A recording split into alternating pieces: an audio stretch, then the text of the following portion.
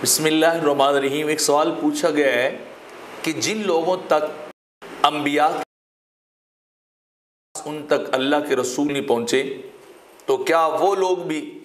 जहन्नमी होंगे और वो भी अजाब का शिकार होंगे? तो उसका जवाब ये कि अल्लाह रब्बुल इज़्ज़त ने कुरान मजीद के अंदर इरशाद फरमाया, वमा कुन्ना मुअज़्ज़िबीना हत्ता नबअसा रसूला, कि हम किसी को उस वक़्त तक अजाब में मुब्तला नहीं करते जब तक अपने रसूल या नुमाइंदगान उन तक न भेज लें। तो अगर कोई शख्स ऐसा हो कि वो बहुत दूर दराज रहने वाला हो, जंगलों में पहाड़ों में रहने वाला हो, जहाँ बज़ाहिर कोई ऐसे सोर्स ना हो कि वहाँ तक वो तौहीद का पैगाम पहुँचा हो, अल्लाह की दावत और आखरत के बारे में और दीगर जो इस्लामी अकायद हैं उस तक ना पहुँचे हों, तो ऐसा शख्स जो है वो जब अल्लाह की बारगाह में क़यामत के दिन पहुँचे और दावा करे कि मुझ तक तो कोई पैगाम नहीं पहुँचा, तो उलमा ने उसके दो तरह से जवाबात दिए। पहली बात तो ये कि वो शरई मामलात का मुकल्लफ नहीं होगा, उससे हिसाब व किताब नहीं ली जाएगी। ये नहीं उसने नमाज क्यों नहीं पढ़ी, उसने हज क्यों नहीं किया, उसने ज़कात क्यों नहीं दी, या उसने रोज़े क्यों नहीं रखे, इन चीज़ों का शरई मामलात का उससे हिसाब नहीं लिया जाएगा। लेकिन अकली मामलात का उससे हिसाब, जैसे कि इमाम आज़म अबू हनीफा रहमतुल्लाह तआला अलैह ने फरमाया कि कोई अगर ऐसा शख्स हो जो पहाड़ों में, जंगलों में, दूर दराज इलाकों में रहने वाला हो और उसकी ज़िंदगी में उस तक दीन का पैगाम और तौहीद का पैगाम ना पहुँचा हो,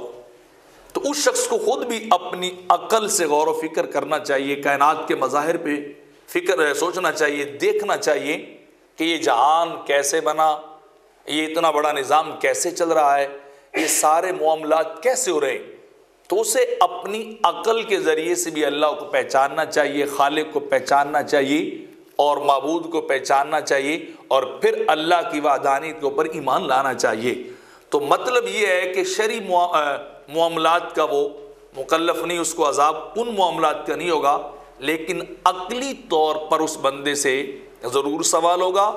और वो शख्स अगर अक़ल के ज़रिए से भी जो अल्लाह ने दी है समझ बूझ के लिए, जिसके मतलब कुरान में जगह जगह फरमाया गया, वो गौर व फिक्र क्यों नहीं करते, तुम सोचते क्यों नहीं, तुम अक़ल का इस्तेमाल क्यों नहीं करते,